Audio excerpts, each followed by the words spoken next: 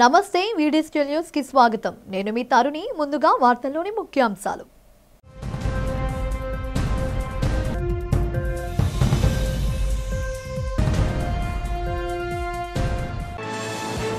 పలు కీలక అంశాల చర్చలతో 10 రోజుల పాటు జరిగిన ఆంధ్రప్రదేశ్ శాసనసభ సమావేశాలు ముగింపు సందర్భంగా స్వర్ణాంధ్ర 2047 డాక్యుమెంట్లపై మాట్లాడిన ముఖ్యమంత్రి చంద్రబాబు।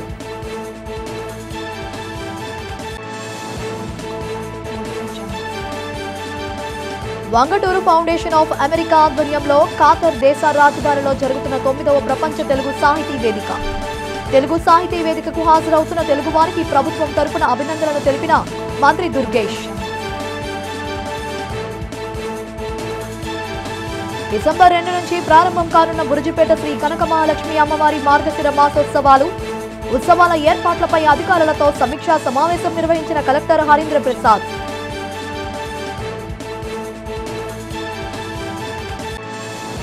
కంచర్ల అచ్యుతరావు సహకారంతో అల్లు ప్రొడక్షన్ బ్యానర్ పై నిర్మితమై ఈ నెల 29న విడుదలకు సిద్ధమైన మెగాస్టార్ ఫ్యాన్స్ చిత్ర ప్రమోషన్ కార్యక్రమంలో ముఖ్య అతిథిగా పాల్గొన్న ప్రముఖ యువ హీరో కంచర్ల ఉపేంద్రబాబు।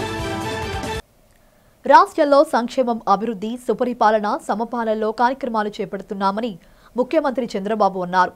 అసెంబ్లీ సమావేశాల ముగింపు సందర్భంగా చివరి రోజు శాసనసభలో స్వర్ణాంధ్ర 2047 డాక్యుమెంట్ ప్రదర్శించి చర్చ జరిపారు।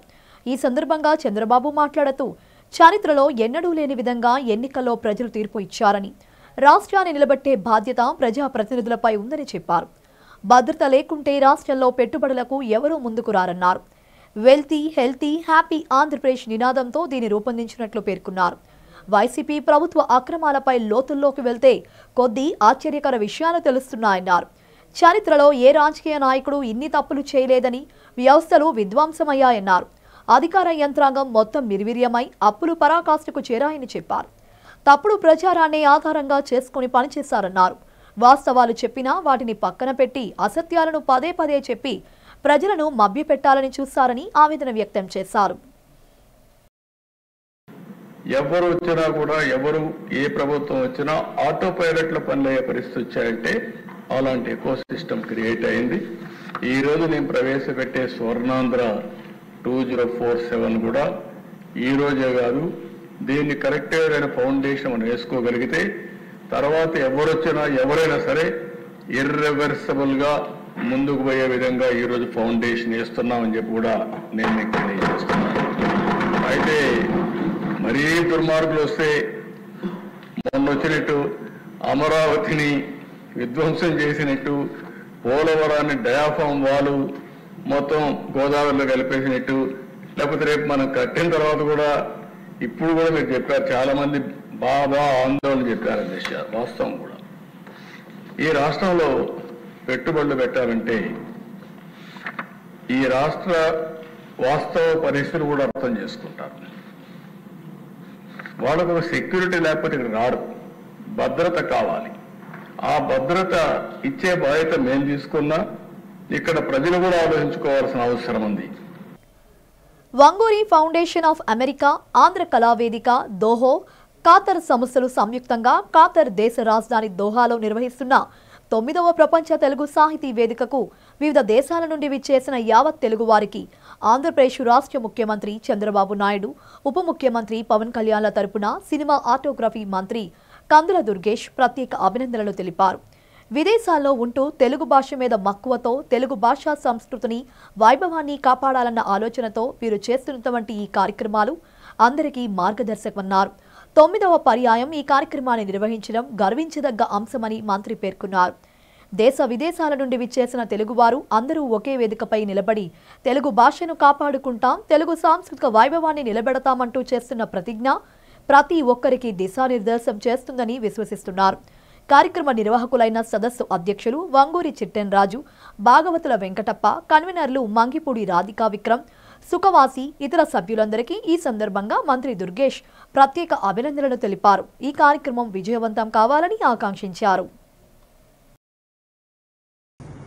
వంగూరి ఫౌండేషన్ ఆఫ్ అమెరికా మరియు ఆంధ్ర కళావేదిక కథా సంస్థలు సంయుక్తంగా నిర్వహిస్తున్నటువంటి ఈ 9వ ప్రపంచ తెలుగు సాహితీ వేదికకి వివిధ దేశాల నుంచి విచ్చేసినటువంటి 50 మంది తెలుగు వారందరికీ కూడా ఆంధ్రప్రదేశ్ రాష్ట్ర ముఖ్యమంత్రి శ్రీ చంద్రబాబు నాయుడు గారు, ఉప ముఖ్యమంత్రి శ్రీ పవన్ కళ్యాణ్ గారుల తరపున ప్రత్యేకమైనటువంటి అభినందనలు తెలియజేస్తా ఉన్నాను. విదేశాల్లో ఉంటూ తెలుగు భాష మీద మక్కువతోటి తెలుగు భాషా సంస్కృతిని వైభవాన్ని కాపాడాలనేటువంటి ఆలోచనతో మీరు చేస్తున్నటువంటి ఈ కార్యక్రమాలు మా అందరికీ మార్గదర్శకం అనేటువంటి మాటను కూడా ఈ సందర్భంగా మనవి చేస్తున్నాను. అదేవిధంగా ఇవాళ మీరు 9వ పర్యాయం ఈ కార్యక్రమాన్ని నిర్వహించడం కూడా గర్వకారణమైనటువంటి అంశం. దేశ విదేశాల నుంచి విచ్చేసినటువంటి తెలుగు వారందరూ కూడా ఒకే వేదిక మీద నిలబడి తెలుగు భాషను కాపాడుకుంటాం, తెలుగు సాంస్కృతిక వైభవాన్ని నిలబెడతామనేటువంటి మాటతోటి మీరు చేస్తున్న ప్రతిజ్ఞ అందరికీ కూడా దిశానిర్దేశం చేస్తుందనేటువంటి మాటని ప్రస్ఫుటంగా నమ్ముతూ ఈ కార్యక్రమాన్ని నిర్వహిస్తున్నటువంటి నిర్వాహకులకి మరొకమారు ప్రత్యేకమైనటువంటి అభినందనలు తెలియజేస్తున్నాను. ఒంగూరు చిట్టేన్ రాజు గారు గాని ఇతర ప్రముఖులు ఎవరైతే ఉన్నారో వారందరికీ కూడా అభినందనలు తెలియజేస్తూ ఈ కార్యక్రమం సంపూర్ణంగా విజయవంతం కావాలనేటువంటి మాటని మనస్ఫూర్తిగా కోరుకుంటూ సెలవు తీసుకుంటున్నాను. నమస్కారం. వచ్చే నెల 2 నుంచి 30వ తేదీ వరకు శ్రీ కనక మహాలక్ష్మి అమ్మవారి దేవస్థానం పరిధిలో జరగనున్న మార్గశిర మాసోత్సవాలకు పటిష్ట ఏర్పాట్లు చేయాలని అధికారులను జిల్లా కలెక్టర్ ఎంఎన్ హరీంద్ర ప్రసాద్ ఆదేశించారు. ఈ సందర్భంగా కలెక్టరేట్ మీటింగ్ హాలులో జరిగిన సమన్వయ కమిటీ సమావేశంలో పలు అంశాలపై ఆయన మార్గదర్శకాలు జారీ చేశారు. భక్తులకు ఎలాంటి ఇబ్బందులు కలగకుండా ప్రత్యేక ప్రణాళికతో చర్యలు చేపట్టాలని, ఉత్సవాలను విజయవంతంగా నిర్వహించాలని పేర్కొన్నారు. పోలీస్ బందోబస్తు ఏర్పాటు చేయాలని, ట్రాఫిక్ నియంత్రణ చర్యలు చేపట్టాలని, వాహనాలకు పార్కింగ్ సదుపాయం కల్పించాలని సూచించారు. చైన్ స్నాచింగ్లు, ఇతర దొంగతనాలు జరగకుండా అప్రమత్తంగా ఉండాలని చెప్పారు. ప్రతి గురువారం ఏవిఎన్ కళాశాల దిగువ నుంచి వాహనాలు దారి మళ్లించుట, శుక్ర శనివారాల్లో టౌన్ కొత్త రోడ్డు నుంచి మెయిన్ రోడ్డు వరకు ట్రాఫిక్ మళ్లించాలని పోలీస్ శాఖ అధికారులకు సూచించారు. మార్గశిర మాస ఉత్సవాలని పకడ్బందీగా జరపడానికి అందరూ అధికారులు అన్ని శాఖలు కూడా కలిసి పనిచేయాల్సిన అవసరం ఉంది. సో ఈసారి భక్తులకు ఎటువంటి ఇబ్బంది లేకుండా మనము ఇది కండక్ట్ చేయాలి. సో దానికి సంబంధించి ఈ సమావేశం పిలవడం జరిగింది. దీని గురించి వివిధ శాఖలు యొక్క రెస్పాన్సిబిలిటీస్ ఏంటి, వాళ్ళు తీసుకోవాల్సిన చర్యలు ఏంటి అనేది గురించి ఈవో గారు ఎక్స్ప్లెయిన్ చేయడం జరుగుతుంది. సింహాచలం శ్రీ వరాహలక్ష్మీ నరసింహస్వామిని ఇండియన్ క్రికెట్ టీం సభ్యులు జితేష్ శర్మ, దిపేష్ పర్వానీ, పార్దే రేకడే, యష్ తోరట్, అక్షయ్ వాడ్కర్, మందర్ మహేల్, శుభం దూబే దర్శించుకున్నారు. వీరికి ప్రోటోకాల్ ఏఈఓ వి రాంబాబు, ఆలయ సహాయ కార్యనిర్వహణ అధికారి ఆనంద్ కుమార్ స్వాగతం పలికారు. స్వామివారి దర్శనం అనంతరం వేద పండితులచే వేద ఆశీర్వచనంతో స్వామివారి ప్రసాదాలను అందజేశారు. వీరితో ప్రోటోకాల్ పర్యవేక్షణ అధికారి విక్రమ్, ఆలయ పర్యవేక్షణ అధికారి జీవీఎస్కే ప్రసాద్ పాల్గొన్నారు. లా విద్యార్థినిపై గ్యాంగ్ రేప్ కు పాల్పడిన నిందితుల బెయిల్ కోసం ఏ న్యాయవాది కేసు వాదించరని న్యాయవాదులు స్పష్టం చేశారు. విశాఖ బార్ అసోసియేషన్ ఆధ్వర్యంలో జిల్లా కోర్టు ఆవరణలో న్యాయవాదులు నిరసన తెలిపారు. గ్యాంగ్ రేపును ఖండిస్తూ ముద్దాయిలను కఠినంగా శిక్షించాలని డిమాండ్ చేస్తూ ధర్నా చేశారు. ఈ సందర్భంగా న్యాయవాదులు మాట్లాడుతూ నిందితుల తరపున విశాఖ బార్ అసోసియేషన్లోని న్యాయవాదులు కేసు వాదించరని తెలిపారు. న్యాయ విద్యార్థులై ఉండి నూతన చట్టాల గురించి తెలిసి కూడా ఈ ఘటనకు పాల్పడ్డారని ఖండించారు. నిందితులకు పోలీసులు కేసు నమోదు చేసిన సెక్షన్ల ప్రకారం న్యాయస్థానంలో కఠిన శిక్షలు పడతాయన్నారు. ఇలాంటి సంఘటనలకు పాల్పడుతున్న వారికి సత్వరమే శిక్షలు అమలు చేయాల్సిన అవసరం ఎంతైనా ఉందని అభిప్రాయపడ్డారు.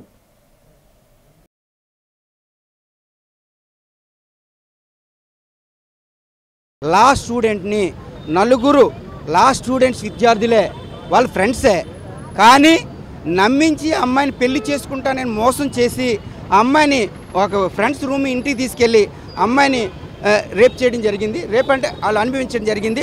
దాన్ని మిగతా ఫ్రెండ్స్ అందరూ కూడా ఫోటోలు తీశారు. అవి ఫోటోలు తీసి అది బ్లాక్మెయిల్ చేస్తున్నారు. ఇగో మీకు ఇలా జరిగింది, ఇది బయట పెడతామని చెప్పి బెదిరించి వాళ్ళ నలుగురు కూడా ఈ అమ్మాయిని యూజ్ చేసుకోవడం జరిగింది.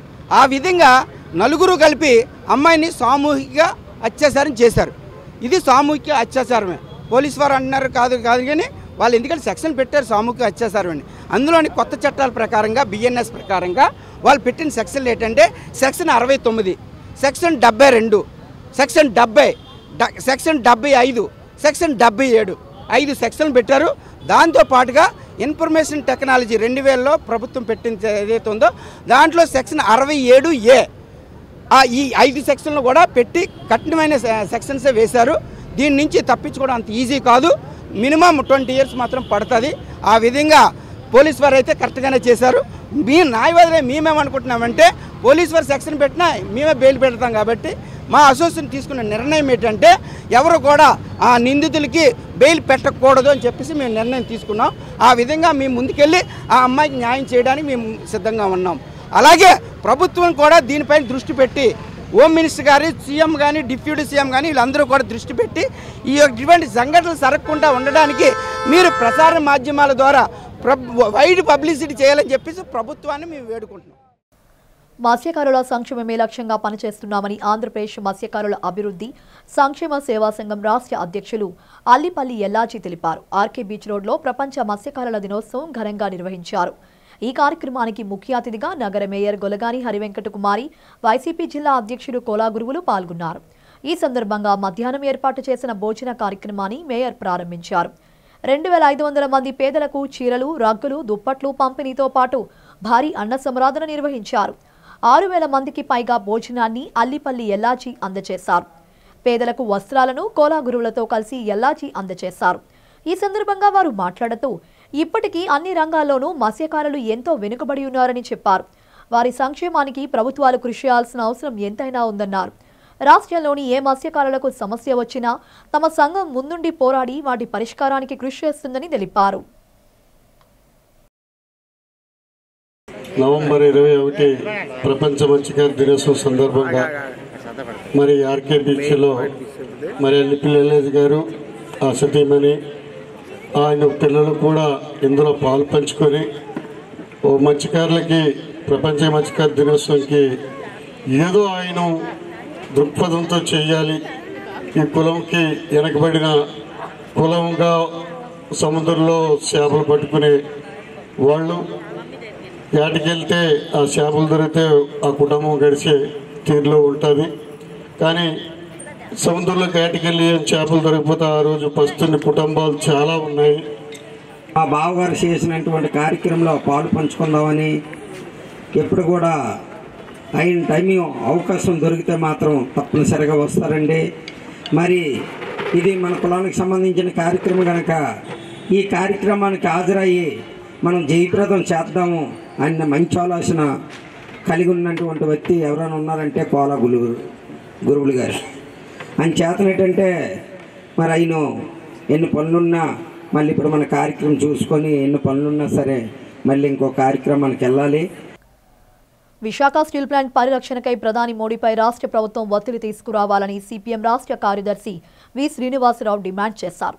నగరంలోని సిపిఎం జిల్లా కార్యాలయంలో మీడియా సమావేశంలో మాట్లాడారు. విశాఖ స్టీల్ ప్లాంట్ను కేంద్ర ప్రభుత్వం ప్రైవేటీకరణ చేయకుండా అడ్డుకోవాలన్నారు. ప్రస్తుతం జరుగుతున్న శాసనసభ సమావేశాల్లో తీర్మానం చేయాలని డిమాండ్ చేశారు. విశాఖ స్టీల్ ప్లాంట్ను కాపాడాల్సిన గురుతర బాధ్యత రాష్ట్ర ప్రభుత్వంపై కూడా ఉందని గుర్తు చేశారు. త్వరలో రాష్ట్రానికి రాబోతున్న ప్రధాని మోడీకి స్టీల్ ప్లాంట్ ప్రైవేటీకరణ విరమించుకోవాలని నచ్చచెప్పాలన్నారు. ప్రభుత్వ రంగ సమస్యల పట్ల మోడీ సర్కార్ అనుసరిస్తున్న విధానాలను శ్రీనివాసరావు తూర్పుపట్టారు.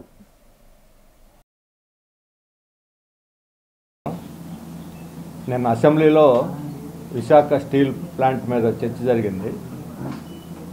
అసెంబ్లీలో కానీ కౌన్సిల్లో కానీ తీర్మానం చేయడానికి ఈ ప్రభుత్వం నిరాకరించింది. అదే సమయంలో ప్రైవేటీకరణ కాదని వీళ్ళే అభయహస్తం ఇస్తున్నారు.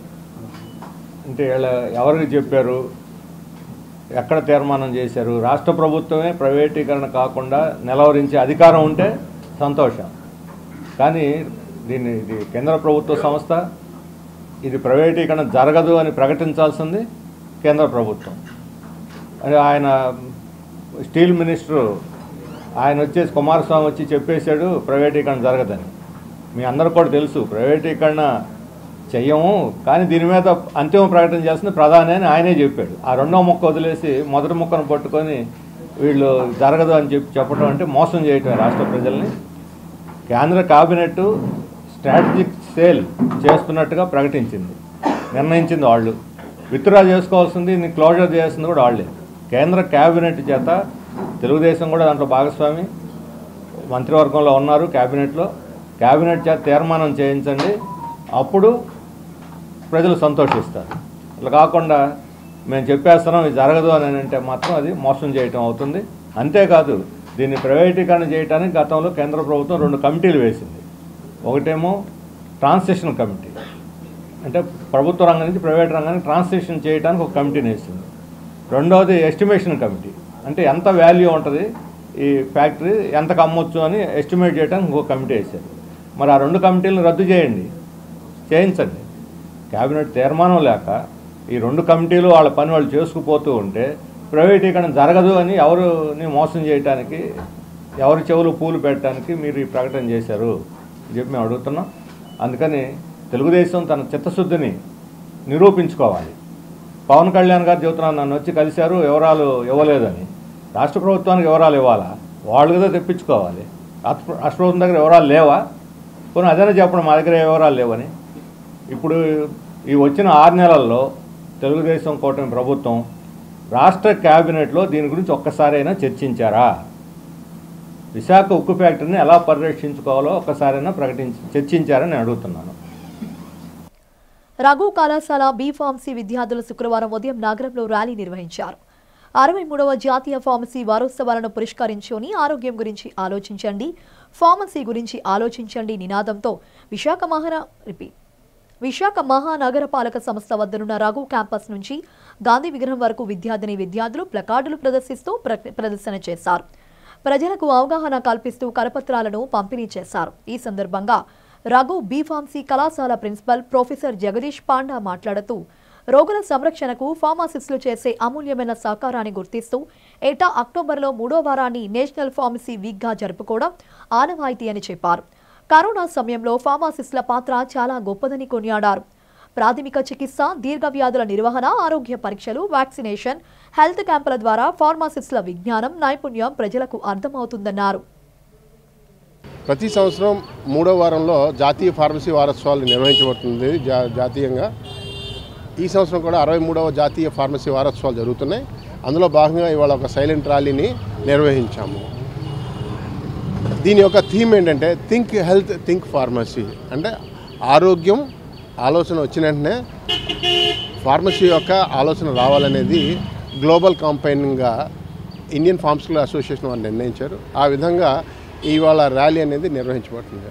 30 మంది అధ్యాపకులు, 150 మంది విద్యార్థులు కలిసి ఈ ర్యాలీని కలిదిండి రఘు గారు అనేటువంటి కార్పొరేట్ ఆఫీస్ అయిన Raghu engineering college corporate office అయిన రఘు ఎడ్యుకేషన్ ఇన్స్టిట్యూషన్స్ యొక్క కార్పొరేట్ ఆఫీస్ అయిన రామ్నగర్ నుంచి ఇక్కడ నుంచి ర్యాలీ ప్రారంభమవుతుంది. ఈ ర్యాలీని శ్రీ కలిదిండి రఘు గారు స్టార్ట్ చేశారు. అనంతరం మేము ఈ ర్యాలీని మొదలుపెట్టాము. ఈ ర్యాలీ యొక్క ప్రథమ ఉద్దేశం ఏంటంటే ఆరోగ్య పరిరక్షణలో ఫార్మసిస్టుల యొక్క కీలక పాత్ర అనేది చెప్పడమే దీని యొక్క ఉద్దేశం.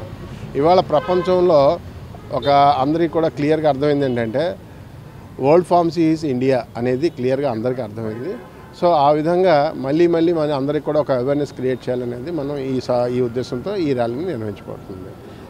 ఇది 63వ జాతీయ ఫార్మసీ వారోత్సవం. జాతీయంగా ఇది మూడవ వారంలో చేస్తాము. ఇది 17 నుంచి 23 దాకా ఇది చేస్తున్నాము. అందులో భాగంగా ఇవాళ ర్యాలీ నిర్వహిస్తున్నాం. అల్లు ప్రొడక్షన్ బ్యానర్ పై కిరణ్ వారియర్ దర్శకత్వంలో లుక్స్ రాజ్ హీరోగా, సాయి ఫేమ్ సూర్య ప్రధాన పాత్రలో, సోనిరెడ్డి హీరోయిన్ గా, అల్లు శ్రీరాములు నాయుడు నిర్మాతగా, ప్రముఖ నిర్మాత కంచర్ల అచ్యుతరావు సమర్పణలో నిర్మించిన మెగాస్టార్ ఫ్యాన్ చిత్రం ప్రమోషన్ కార్యక్రమం పెదవాల్తేరు అన్నపూర్ణ కాంప్లెక్స్ లో జరిగింది. ఈ కార్యక్రమంలో నిర్మాత కంచర్ల అచ్యుతరావు కుమారుడు, ప్రముఖ యువ సినీ హీరో కంచర్ల ఉపేంద్ర ముఖ్య అతిథిగా పాల్గొన్నారు. ఈ సందర్భంగా ఏర్పాటు చేసిన మీడియా సమావేశంలో ఉపేంద్ర మాట్లాడుతూ ఈ రోజులో సినిమా తీయడం కన్నా విడుదల కష్టమన్నారు. SSLV క్రియేషన్స్ పతాకంపై తన తండ్రి అచ్యుతరావు సినిమాలు తీస్తున్నారని తెలిపారు. ప్రముఖ నిర్మాత కంచర్ల అచ్యుతరావు సహకారంతో ఈ సినిమా ఈ నెల 29న విడుదలవుతుందన్నారు. ట్రెండ్ బట్టి థియేటర్లో సినిమాలు విడుదల సంఖ్య పెరిగాయన్నారు. అందరి హీరో అభిమానులు చూడదగ్గ సినిమా అన్నారు. డైరెక్టర్ కిరణ్ వారియర్ మాట్లాడుతూ మెగాస్టార్ అభిమానిగా సినిమా తీశానన్నారు. శాండీ అద్దంకి, లీలా శివ అద్భుతమైన సంగీతం అందించారని ప్రశంసించారు. లుక్స్ రాజ్ మంచి నటన హైలైట్ అవుతుందన్నారు. హీరోయిన్ సోనిరెడ్డి బాగా నటించారన్నారు. సినిమా విడుదల కోసం ప్రముఖ నిర్మాత కంచర్ల అచ్యుతరావు సహకారం తీసుకుని విడుదల చేస్తున్నామన్నారు. అనంతరం హీరో లుక్స్ రాజ్, హీరోయిన్ సోనిరెడ్డి మాట్లాడారు. ఈ రోజుల్లో సినిమా తీయడం నాకు తెలిసినంత వరకు చాలా సులభం, బట్ రిలీజ్ విషయానికి వచ్చేసరికి చాలా కష్టం. దాన్ని గ్రహించి, ఎందుకంటే చాలామంది ప్రొడ్యూసర్స్ బిజినెస్ గురించి వస్తారు, లేదంటే ఒక్కొక్కరికి ఒక ప్యాషన్ ఉంటుందో లక్ష్యంతో వస్తారు. కాబట్టి అలా తెలిసింది మీ అందరు కంచెల అచ్యుతరావు గారు ఎస్ఎస్ఎల్ఎస్ క్రియేషన్స్ పెట్టిన బ్యానర్ ఉద్దేశం ఎవరైతే కష్టాలు ఉంటారో ఏదున్నా సరే ఆయన వంతుగా ఇంకా అడగడమే లేట్ అనే దిశగా ఆయన పెట్టుకొని ముందుకు వచ్చి ఆయన ప్రయత్నం ఆయన చేస్తూ ఉంటారు. అలాగే మన కిరణ్ వారియర్ గారు అప్రోచ్ అవ్వడంతో సినిమా రిలీజ్ ఇలా ఉందనడం చెప్పడంతో ఆయన వంతు సహాయంగా ఆయన చేయడం జరిగింది. సో మా ఎస్ఎస్ఎల్ఎస్ క్రియేషన్స్ బ్యానర్ సమర్పణలో ఈ మెగాస్టార్ ఫ్యాన్ అనేది ఈ November 29th రిలీజ్ అవ్వబోతుంది. దాన్ని ప్రతి ఒక్కరు కూడా, అంటే చిన్న సినిమా పెద్ద సినిమా అని ఏం లేదండి, యాడింగ్ యాక్టర్స్ ఒక 10 మంది ఎక్కువ ఉంటుంది పెద్ద సినిమా అయిపోతుంది, బడ్జెట్ ఎక్కువ ఉంటే అవుతుంది తప్ప. బట్ ఏదైనా ప్రేక్షకులు ఎవరైనా ఒక ఎఫర్ట్ పెట్టారంటే మనస్ఫూర్తిగా ఆహ్వానిస్తే రాబోయే రోజుల్లో చాలామందికి, అంటే ఇప్పుడు ఏమైపోయిందంటే యూట్యూబ్లో షార్ట్ ఫిల్మ్స్ ముందు చేసుకొని సినిమా చేసుకొని డైరెక్టర్స్ ఆపర్చునిటీస్ వచ్చేవారు.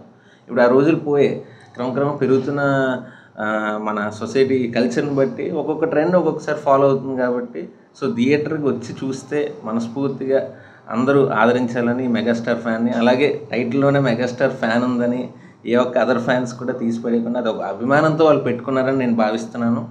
సో అదర్ ఫ్యాన్స్ కూడా ఇదొక స్ఫూర్తిగా తీసుకొని ఈ సినిమాని ప్రతి ఒక్కరూ చిన్న సినిమాలా చూడకుండా ప్రతి ఒక్కరూ వచ్చి ఒక్క టికెట్ కొని ఆదరించి ఆయన ఆశయాన్ని నిలబెడతారని, అలాగే మమ్మల్ని అందరిని ఆశీర్వదిస్తారని కోరుకుంటూ థ్యాంక్ యూ వెరీ మచ్. నాకు మంచి రోల్ ఇచ్చి నాకంటూ ఒక మంచి ప్లేస్ ఇచ్చి సార్ చాలా థ్యాంక్ యూ సార్ కిరణ్ గారు.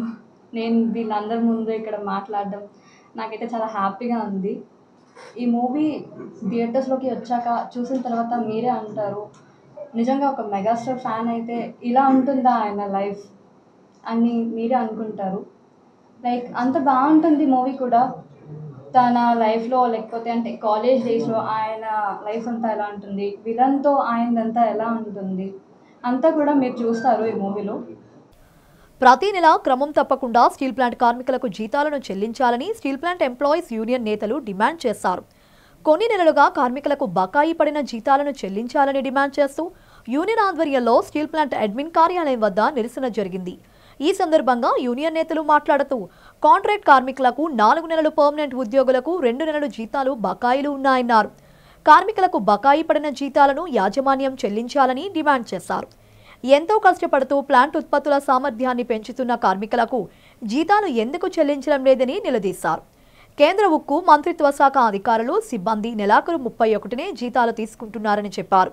విశాఖ స్టీల్ ప్లాంట్ యాజమాన్యం వద్ద 1050 కోట్ల రూపాయల నగదు ఉన్నప్పటికీ కార్మికుల జీతాలు చెల్లించకపోవడంపై కార్మిక నేతలు ఆగ్రహం వ్యక్తం చేశారు. స్టీల్ ప్లాంట్ను ప్రైవేటీకరణ చేసే యోచనను కేంద్ర ప్రభుత్వం విరమించుకోవాల్సిందేనని అన్నారు. కాంట్రాక్ట్ కార్మికులు 4 మాసాల నుండి, పర్మనెంట్ ఉద్యోగులు 2 మాసాల నుంచి కూడా జీతాలు లేకుండా చేసి ప్రభుత్వం పైశాచిక ఆనందం పొందుతూ ఉంటే దాన్ని ప్రశ్నించలేని పరిస్థితుల్లో మనం ఉన్నామా? మనమేమి గ్రాంట్లు అడగడం లేదు, సబ్సిడీలు అడగడం లేదు. రాత్రి లక్షల కోట్ల రూపాయలు కొట్టేసి, వేల కోట్ల రూపాయలు కొట్టేసి బ్యాంకులకు ఎగ్గొట్టి ఆదానీలు, అంబానీలు పెద్ద వాళ్ళు అవుతుంటే వాళ్ళకి ఆసరా ఇస్తా ఉంది ఈ ప్రభుత్వం. పని చేసిన దానికి కూలి కూడా ఇవ్వకుండా మళ్ళీ ఇబ్బంది పెడతా ఉంది. ఇది సమంజసమా అని చెప్పేసి ప్రశ్నిస్తా ఉన్నాం. అట్లాగే మనకి జీతం ఇవ్వకూడదని నిర్ణయం చేసినటువంటి యాజమాన్యం జీతం తీసుకోలేదా? వారు 10 నెలలు కూడా 1వ తారీఖు జీతం తీసుకుంటా ఉన్నారు. ఢిల్లీలో కూర్చున్న స్టీల్ మంత్రిత్వ శాఖ జీతం తీసుకోలేదా? వారు జీతం తీసుకున్నారు 31వ తారీఖుకే. మరి మనం ఏం పాపం చేసాం మన జీతాలు ఇవ్వకపోవడానికి? ఈ జీతాలు ఇవ్వకపోవడం మూలంగా ఈ గత వారంలో 10 మంది రకరకాల మెడికల్ సమస్యలు వచ్చి ఎలా మేనేజ్ చేయాలో తెలియక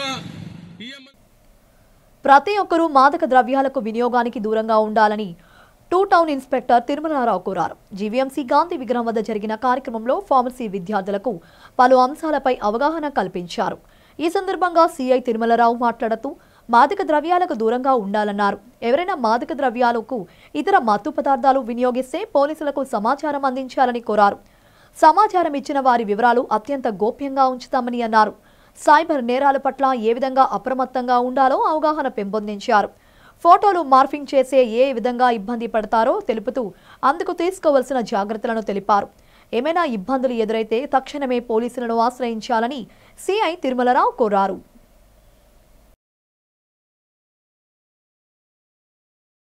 ఈ 63 వీక్స్ సెలబ్రేషన్ సందర్భంగా ఇక్కడ గ్యాదరింగ్ అయింది మన గాంధీ స్టాట్యూ దగ్గర.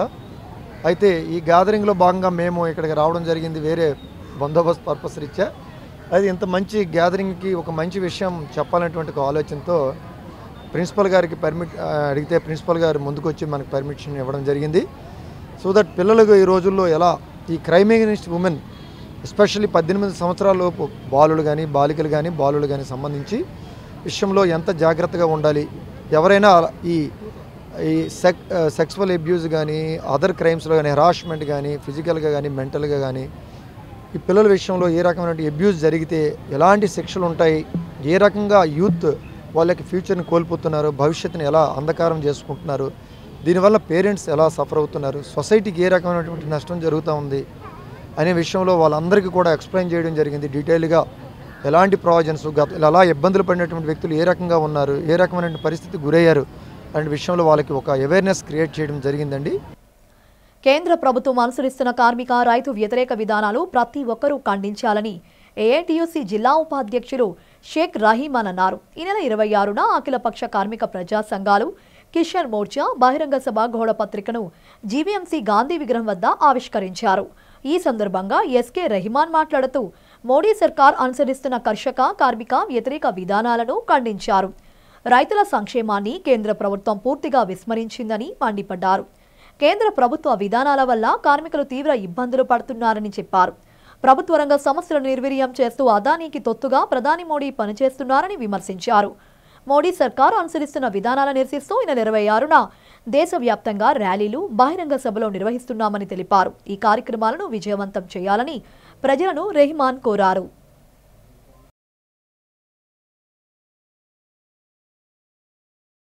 ప్రధానంగా కేంద్రంలో నరేంద్ర మోడీ అనుసరిస్తున్న విధానాలకు వ్యతిరేకంగా దేశవ్యాప్తంగా ఉన్న 10 కేంద్ర కార్మిక సంఘాలు, అలాగే ప్రజా సంఘాలు, రైతు కిసాన్ మోర్చా ఈ 3 ఆధ్వర్యంలో పెద్ద ఎత్తున దేశవ్యాప్తంగా ఈ నెల 26వ తారీఖున అన్ని ప్రాంతాల్లో ఊరేగింపు ఉద్యమాలు జరుగుతున్నాయి. అందులో భాగంగా ఇక్కడ పోస్టులు అనేది రిలీజ్ చేయడం జరుగుతుంది.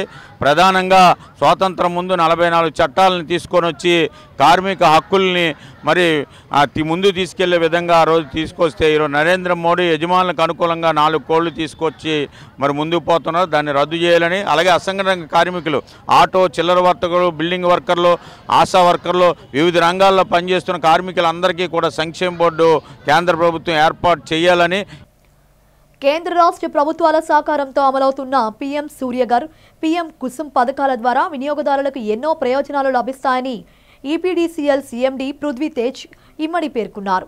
సోలార్ వినియోగం ద్వారా పొదుపు పెరుగుతోందని, ఆర్థిక ప్రయోజనాలు కూడా ఒనగరుతాయని అన్నారు. పీఎం సూర్యఘర్ ద్వారా సాధారణ వినియోగదారులకు, కుసుమ్ పథకం ద్వారా రైతులకు మేలు జరుగుతోందని, కావున వాటిని సద్వినియోగం చేసుకునేందుకు ప్రజలు ముందుకు రావాలని సీఎండీ కోరారు. ఆంధ్ర యూనివర్సిటీ మద్దిపాలెం మైదానంలో ఏపీ సోలార్ ఎనర్జీ అసోసియేషన్ ఆధ్వర్యంలో రీనెక్స్ట్ పేరుతో ఏర్పాటు చేసిన సోలార్ రెన్యూవబుల్ ఎనర్జీ ఎక్స్పో 2024ను సీఎండీ ప్రారంభించారు. ఈ సందర్భంగా ఎక్స్పో ఉద్దేశాలను, ఆవశ్యకతను తెలియజేశారు. తయారీదారులు, వ్యాపారులు, సరఫరాదారులు, పరిశ్రమ సిబ్బందిత నిపుణులు సముదాయంతో ఏర్పడిన మంచి వేదికగా ఎక్స్పోను అభివర్ణించారు. ఈ క్రమంలో వివిధ కంపెనీల ఆధ్వర్యంలో ఏర్పాటు చేసిన ఎగ్జిబిషన్ కౌంటర్లను ప్రారంభించి సోలార్ విద్యుత్ సంబంధిత పరికరాలను పరిశీలించారు. బులెటిన్ ముగించే ముందు హెడ్లైన్స్ మరోసారి.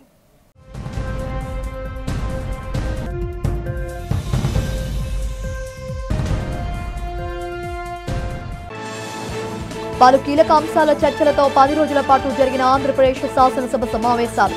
ముగింపు సందర్భంగా స్వర్ణాంధ్ర 2047 డాక్యుమెంట్లపై మాట్లాడిన ముఖ్యమంత్రి చంద్రబాబు.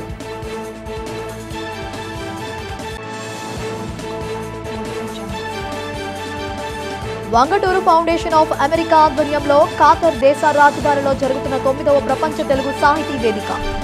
తెలుగు సాహితీ వేదికకు హాజరవుతున్న తెలుగు వారికి ప్రభుత్వం తరపున అభినందనలు తెలిపిన మంత్రి దుర్గేష్. డిసెంబర్ 2 నుంచి ప్రారంభం కానున్న బురుజుపేట శ్రీ కనక మహాలక్ష్మి అమ్మవారి మార్గశిర మాసోత్సవాలు. ఉత్సవాల ఏర్పాట్లపై అధికారులతో సమీక్షా సమావేశం నిర్వహించిన కలెక్టర్ హరీంద్ర ప్రసాద్.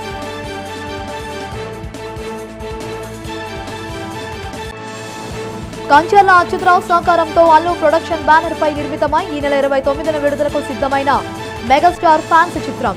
చిత్ర ప్రమోషన్ కార్యక్రమంలో ముఖ్య అతిథిగా పాల్గొన్న ప్రముఖ యువ హీరో కంచర్ల ఉపేంద్ర బాబు. ఇవి ఇప్పటి వరకు ఉన్న అప్డేట్స్. మరిన్ని అప్డేట్స్ కోసం చూస్తూనే ఉండండి డిజిటల్ న్యూస్.